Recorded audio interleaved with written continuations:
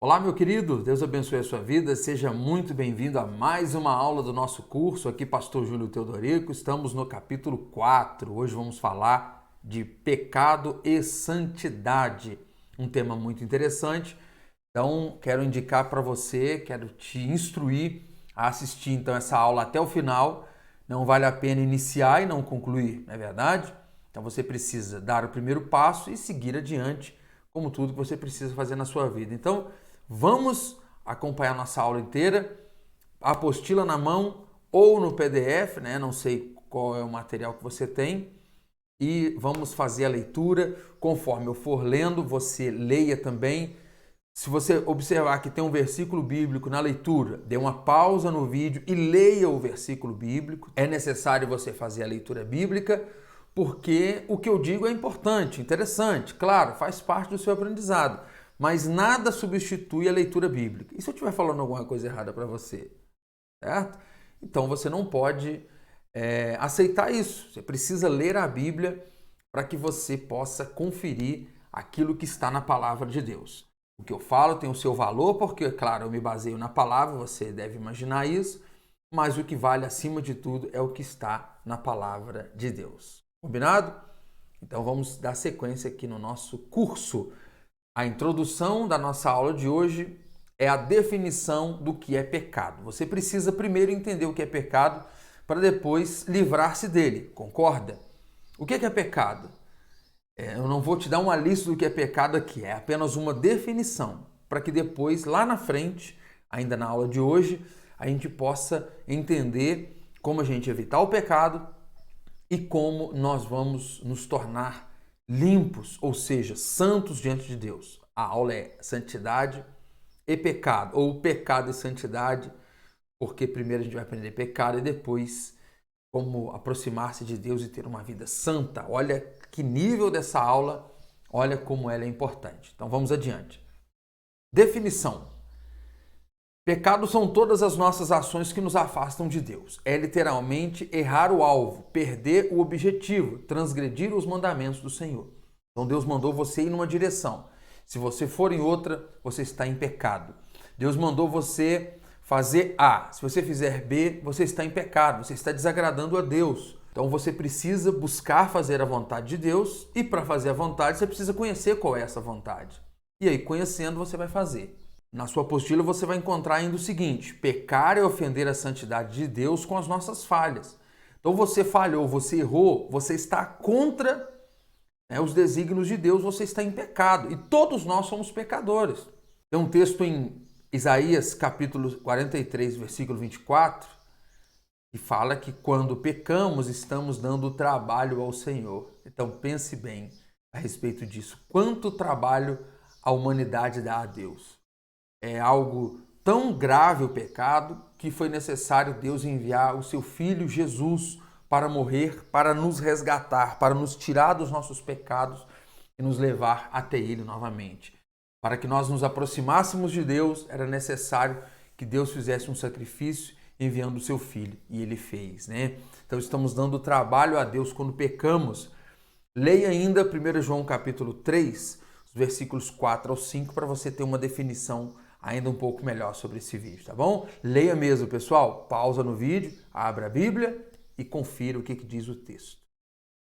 Então, já que você entendeu isso, vamos observar agora um diagnóstico de onde a Bíblia nos ensina que todos são pecadores. Então não é só você, não sou apenas eu. Todos nós pecamos. Vamos definir isso e aí vamos adiante, seguindo cada passo aí da nossa aula. É o segundo tópico da nossa lição. Todos somos pecadores. Em Romanos capítulo 3, versículo 23, a Bíblia diz: pois todos pecaram e carecem da glória de Deus. Todo ser humano é pecador, não existe alguém que possa dizer que nunca cometeu erros. Olha só o que diz lá em Romanos 3, versículo 10. Aliás, este capítulo 3 de Romanos trata bastante sobre esse assunto do pecado. Em Romanos 11, 32, a Bíblia diz assim, o apóstolo Paulo escreveu: porque Deus encerrou todos na desobediência a fim de mostrar a sua misericórdia a todos. Então Deus não fez semideuses. Deus fez seres humanos passíveis de erros. Então, quando Adão e Eva pecaram, cumpriu-se este texto aqui. Deus já determinou todo ser humano como pecador, para que todo ser humano também pudesse ser alcançado pela misericórdia do Senhor. A Bíblia diz ainda que, se dissermos que não temos pecado nenhum, a nós mesmos enganamos e a verdade não está em nós. Nenhum homem pode se declarar santo por suas próprias atitudes. Nenhum homem pode dizer por si só que ele não peca. Se alguém chegar a falar isso, ele acabou de mentir. E mentira é pecado. Então todos nós precisamos olhar para dentro de nós e enxergarmos pessoas falhas, enxergarmos em nós mesmos o quanto nós necessitamos de Deus. Senhor, eu sou um pecador, preciso da sua misericórdia. Essa é uma atitude de todo ser humano. Este tópico aqui, todos somos pecadores, é para que você possa enxergar que há pecado em você. Eu preciso olhar para dentro de mim e perceber, há pecado em mim. E a Bíblia faz questão de mostrar isso. Lembre-se de grandes heróis da Bíblia. Davi foi um pecador e a Bíblia mostra pecados dele. Moisés, puxa vida, né? Moisés, as leis de Moisés, os 10 mandamentos, um homem que encontrou com Deus no monte. Este homem é perfeito. Não, ele se enquadra nesses versículos. Mas é apenas isso? Não, a Bíblia faz questão de mostrar que Moisés também errou. Então todos os homens, os grandes homens de Deus na Bíblia, a própria Bíblia faz questão de mostrar erros neles. José no Egito, a Bíblia mostra grandes virtudes de José, mas mostra quando José errou também, e assim por diante. Abraão, você sabe, né? Abraão, o chamado de nosso pai na fé. Abraão, a Bíblia mostra erros de Abraão, pecados de Abraão. Então a Bíblia não faz questão de esconder pecados de ninguém. É importante você entender isso. E sempre reconheça os seus erros, sempre reconheça os seus pecados. É importante saber e reconhecer que somos pecadores para chegarmos até Deus clamando por misericórdia. Então, se alguém tem orgulho demais, se alguém se acha poderoso demais, se alguém se acha santo demais, ela já parte de um princípio equivocado, certo? Então ela já parte de uma premissa pecaminosa, se achando santo demais e bom demais. E ninguém é assim. Deus nos fez pecadores e Ele deseja que a gente olhe para dentro de nós e perceba o quanto nós erramos. Então faça esse exercício de uma autoavaliação e perceba que você é um pecador. E aí quando você faz isso, quando eu faço isso, eu passo a julgar menos as pessoas. Olha o pecado do fulano, né? Mas quando eu olho para dentro de mim, eu vejo, puxa, eu sou tão pecador, eu sou tão falho, por que eu estou apontando o erro do outro? Então isso é uma coisa importante de fazermos. Veja em Tiago o caminho da tentação até o pecado. Você vai ler isso em Tiago, capítulo 1, do 13 até o 17. Nós vamos ver isso em outras aulas também. Nesse tópico, a queda do homem, nós vamos aprender como que foi essa situação onde Deus encerrou todos debaixo do pecado. Por que que isso aconteceu? O que houve, né? Você sabe a história de que Deus disse para Adão não comer uma árvore do jardim e ele acabou desobedecendo. Vamos adiante aí. O ser humano peca desde a sua primeira geração. Havia no jardim do Éden uma árvore do conhecimento do bem e do mal e Deus ordenou a Adão que não a comesse. Leia aí na referência bíblica, você vai poder testificar, tá, na leitura isso que a gente está dizendo. Mas Eva, escolhendo dar ouvidos a Satanás no lugar de obedecer a Deus, comeu e ainda ofereceu a Adão. Leia a história, por favor. Este foi o primeiro pecado, a desobediência.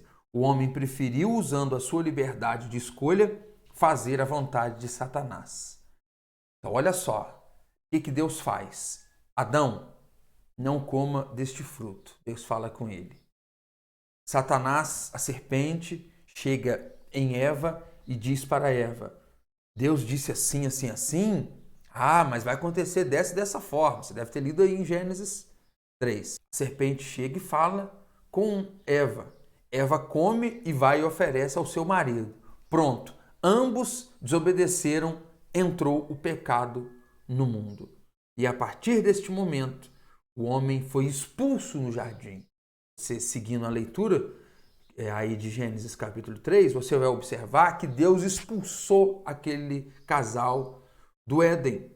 Colocou inclusive um querubim para guardar aquela região para que o homem não entrasse mais ali.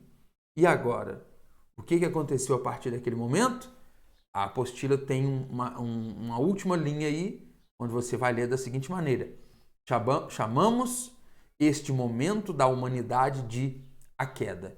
Em teologia, ou até mesmo em algum outro estudo que a gente faz especificamente sobre isso, nós nos referimos como a queda. Quando nós falamos a queda do homem, então nós estamos referindo a este momento quando o ser humano, em desobediência a Deus, ele resolve comer daquele fruto, então ele sofre esta queda, ou seja, ele cai no pecado e ele é afastado de Deus, ele é expulso da presença do Senhor, ele é expulso do jardim do Éden. É o que acontece com todos nós. Quando nós saímos da presença de Deus, nós somos levados a viver longe do Senhor. E infelizmente algumas pessoas já estão previamente nessa situação. Deixa eu sintonizar geograficamente aqui, usar esse exemplo geográfico do jardim para fazer uma comparação para você. É como se você já estivesse fora do jardim, já expulso por causa de seus pecados. Todos nós, seres humanos, nessa condição, como vimos no tópico anterior. Então agora Deus quer nos trazer de volta para o jardim. Deus quer nos colocar de novo em sua presença. E como fazer isso? Apenas andando em santidade, apenas recebendo Cristo como Salvador. Santidade nós vamos ver daqui a pouquinho. Então fomos expulsos do jardim por causa dos nossos pecados, longe da presença de Deus. E agora Deus quer nos trazer de volta através de Jesus. Olha só que maravilha, né? Olha que aprendizado importante que nós aprendemos através da palavra do Senhor. Então, nesse caso, nós vamos falar agora sobre as consequências do pecado. O pecado afasta o ser humano de Deus e a consequência natural disso é a morte espiritual. Em Romanos 6, versículo 23, você vai ler aí, vai falar exatamente sobre esta consequência, né? O salário do pecado é a morte. Então, quando o homem peca, a consequência disso é a morte, tanto morte física quanto morte espiritual.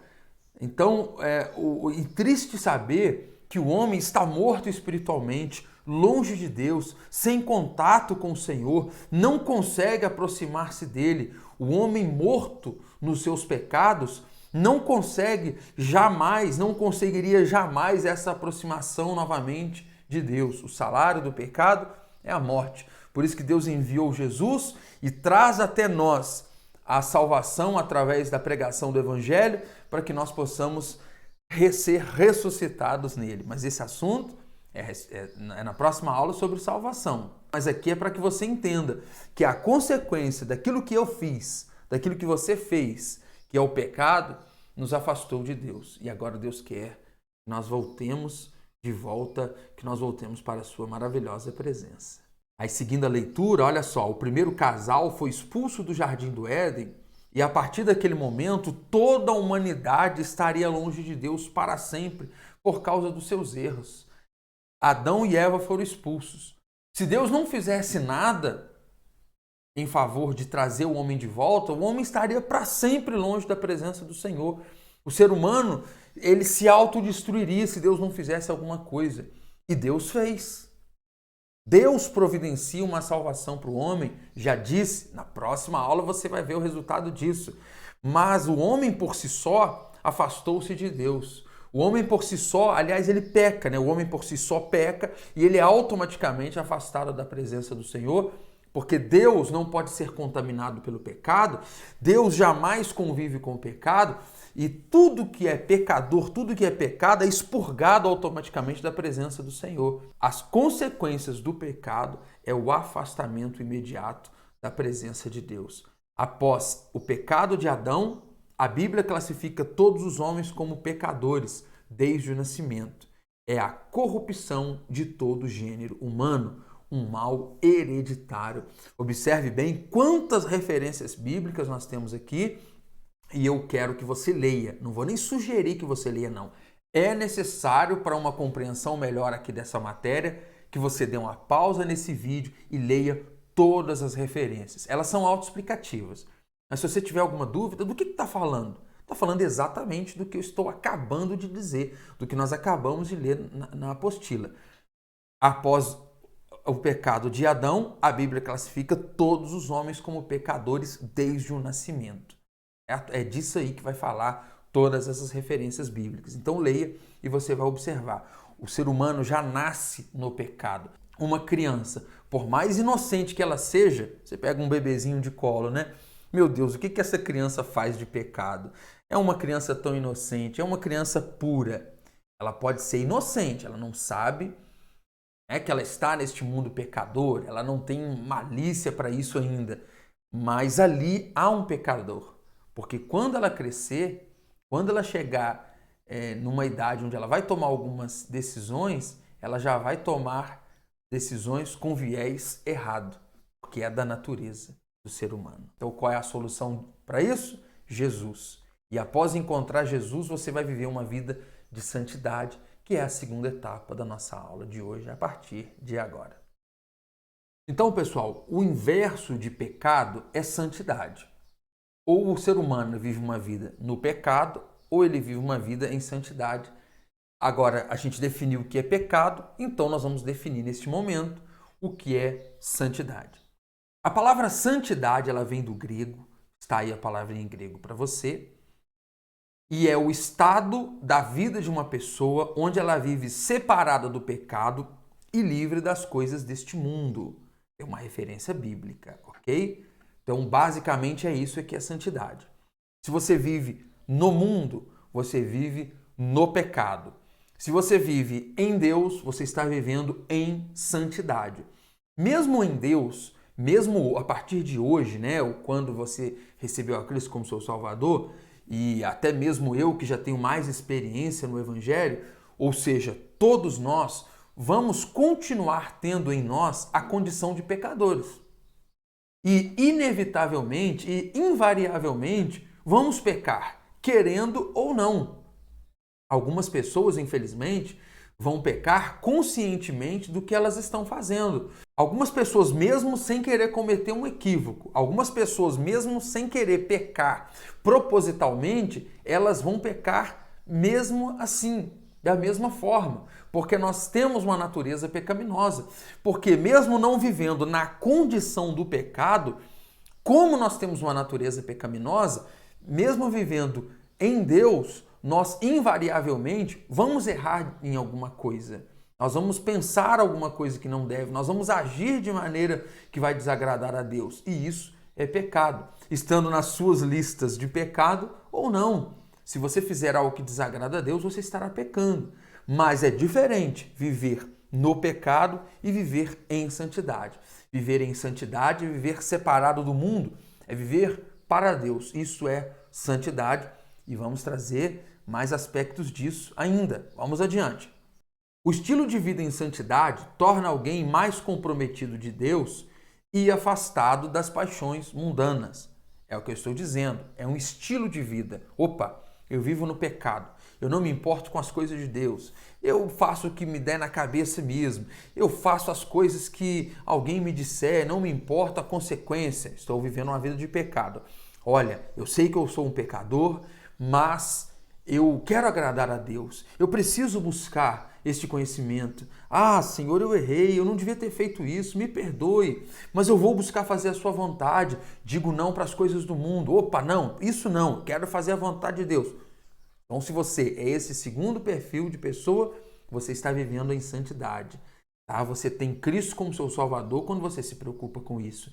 E quando você recebe Jesus na sua vida, automaticamente você vai querendo se afastar do pecado e buscando afastar-se em Deus. Isto é um estilo de santidade, isso é uma vida santa. Por mais que você peque, isso é chamado, dentro da palavra do Senhor, de vida em santidade, porque você mudou o seu estilo de vida, tá bom? Literalmente, santo, tá? Esta palavra significa separado do mundo.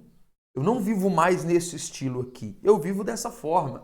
Eu não vivo mais nos dogmas que eu aprendi com não sei quem, que a minha própria natureza me levou a pensar dessa forma. Não. Eu abro mão da minha natureza e vivo a vontade de Deus. Ou seja, opa, estou andando no caminho do Senhor. Estou vivendo de maneira santa, ainda que eu peque, certo? Então, acho que deve ter ficado bem claro para você. Literalmente, santo significa separado do mundo, dedicado a propósitos sagrados.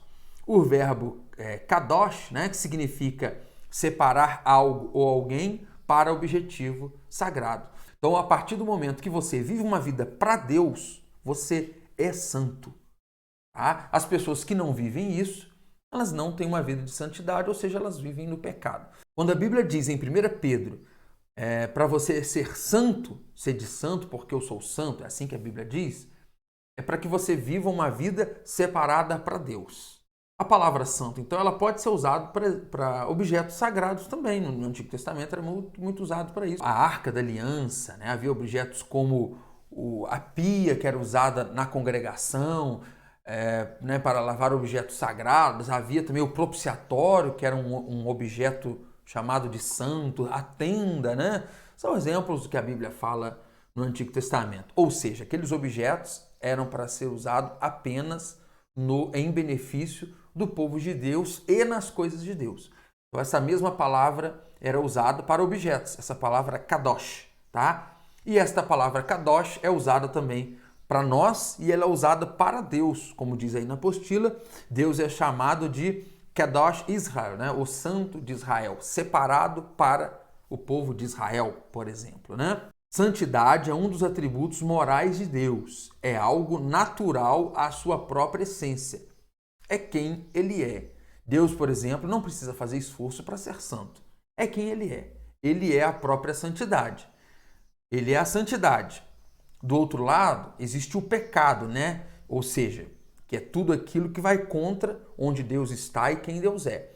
Não é que o pecado seja uma personificação, é qualquer atitude que foge de Deus, automaticamente está no pecado, está na outra mão, né, de Deus. Então, Deus é a santidade, Deus ele é santo e tudo que foge dele está na contramão, nesse sentido, está na contramão da vontade de Deus. Santidade é um dos atributos morais dele, é quem ele é. Tem os textos aí de Êxodo capítulo 15.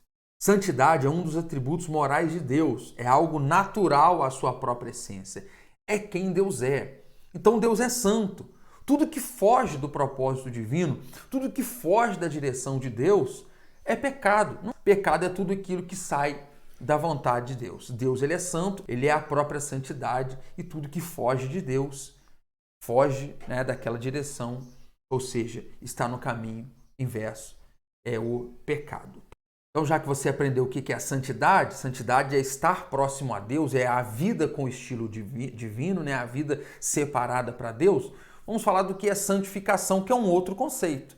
Santificação é o caminho entre o pecado e Deus, entre as nossas próprias práticas e a prática da vontade de Deus. Então, quando você sai de um caminho e passa para o outro, este processo é chamado de santificação.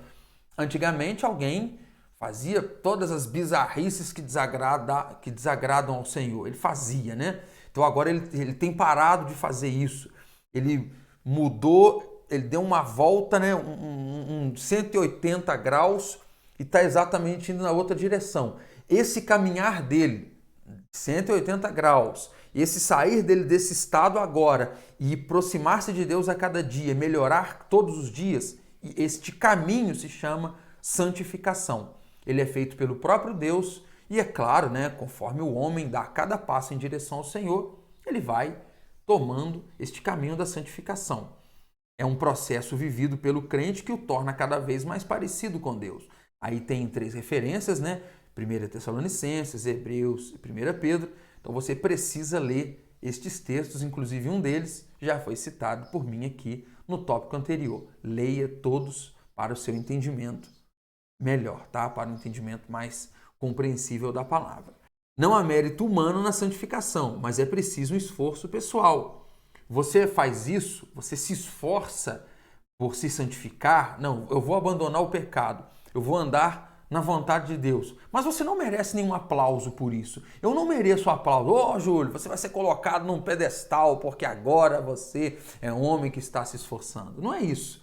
Você faz o mínimo necessário. Você diz não e fala, Senhor, eu quero fazer a outra vontade. E você pega os seus próprios pés, você pega a sua própria vontade e anda naquela direção. Mas quem te limpa, quem te purifica é Deus. Só Ele pode fazer isso.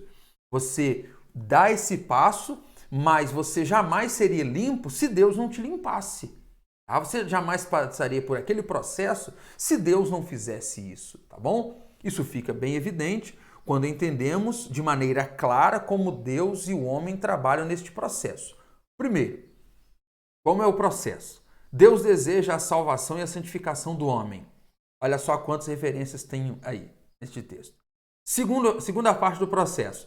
Deus santifica a cada um perdoando os nossos pecados. Então Deus é que vai santificar perdoando o pecado de alguém. Então Deus é que te chama, você veio, Ele é que te limpa, é Ele que te lava, tá? Que mérito tem a roupa branca por estar branca? Não, ela foi suja, né, após alguém usar, e ela só será limpa se alguém fizer este processo de limpeza. Assim também é Deus. Você só se tornar limpo, você não é autolimpante, né? Eu não sou auto-santificável. Não, eu preciso passar por esse processo. E quem vai me santificar e quem vai me purificar é Deus. Então, este processo vem da parte de Deus. Leia todos os textos, você vai compreender assim de maneira muito clara o que a gente está dizendo. Os textos, sabe, estão aí na sua apostila. Terceiro passo, Deus manda o homem buscar a santificação. Então, Deus deseja a santificação do homem, Deus lava o homem, Deus o purifica a partir do momento que ele recebe a Cristo como seu Salvador. E ele fala o seguinte, olha, busque a santificação. Eu já dei o meu filho Jesus, imagina Deus dizendo isso para você. Eu já fiz todo o planejamento, dei o meu filho Jesus, já recebi você, né, como meu filho, te purifiquei, te lavei, agora você vai ficar toda vez indo sujando-se nos seus pecados? Não, busque este processo, busque dizer não para o mundo, busque fazer a minha vontade. Então, você coopera na sua salvação, você coopera na sua santificação, dizendo não para as suas próprias vontades, dizendo não para o pecado, dizendo não para o mundo. Quando a serpente vier até você, quando veio para Eva, né, e disse, olha, coma este fruto, Deus disse assim, mas não é bem assim, então você vai dizer não para aquele pecado, você vai dizer não para aquele erro. Então esse é o terceiro processo, né? Você vai dizer não para o pecado e buscar viver uma vida santificada. O apóstolo Paulo escreveu aos Coríntios sobre o processo de santificação. Ele disse da seguinte forma, né? 2 Coríntios 3, 18, entre aspas, aí na sua apostila. E todos nós, com o rosto descoberto, contemplando a glória de Deus, somos transformados de glória em glória na sua própria imagem, como pelo Senhor, que é o Espírito. Então, nós vamos sendo transformados e melhorando cada dia mais neste processo de viver uma vida santificada. Não é, portanto, repentino, mas gradativo de acordo com a nossa aproximação do Senhor. Não é de uma hora para outra você se torna santificado. Você se torna santo, né? Você vai passando por esse processo. Porque não tem como você viver uma vida como um semideus aqui nesta terra. Nunca erra, nunca peca, nunca falha. Não, mas gradativamente, quanto mais você vai se aproximando de Deus, mais purificado você vai ficando e mais próximo do Senhor você vai se tornando. Quem mais, além dos servos de Deus, se preocupa em viver neste mundo de maneira separada do pecado? Quem? Onde você ouviu falar disso, de viver de maneira santa, de viver longe do pecado? Não tem, você não ouve falar isso em lugar nenhum. É apenas no cristianismo, é apenas em Deus que se ouve falar isso, é apenas Deus é que fala a respeito deste assunto. Ou seja, isso acaba tornando-se uma identidade do cristão. Quando você busca viver esse estilo de vida, você automaticamente é identificado como filho de Deus. O pecado é agradável a todos os que não fazem questão alguma de agradar o Senhor. Para quem vive afastado de Deus, falar em santidade parece algo insano, né? Mas para nós, servos de Deus, é um estilo de vida, uma necessidade, pois nosso intuito é agradar aquele que nos chamou. Você passa a ser identificado como filho de Deus. Se aquela pessoa tem algo diferente nela, claro. Você muda o seu palavreado, você muda a sua forma de pensar, você passa a ser uma vida com estilo, né? Uma pessoa com um estilo de vida diferente. Somos identificados pelo mundo como um povo que vive de maneira diferente, em não conformidade com aquilo que se pratica habitualmente, mas na contramão de tudo. Olha aí, lê Romanos 12, 2 e você vai observar exatamente isso que a gente está dizendo. Você não se conforma com o mundo, mas você anda na vontade de Deus, que é boa, agradável e perfeita. Glória a Deus. É uma maravilha, é um estilo, né? Uma identidade. Opa, aquele ali é servo de Deus. Você observa pelo estilo de vida dele. Ele não quer mais viver a vida dele de antes. Ele quer, pelo contrário, buscar aproximar-se de Deus cada vez mais.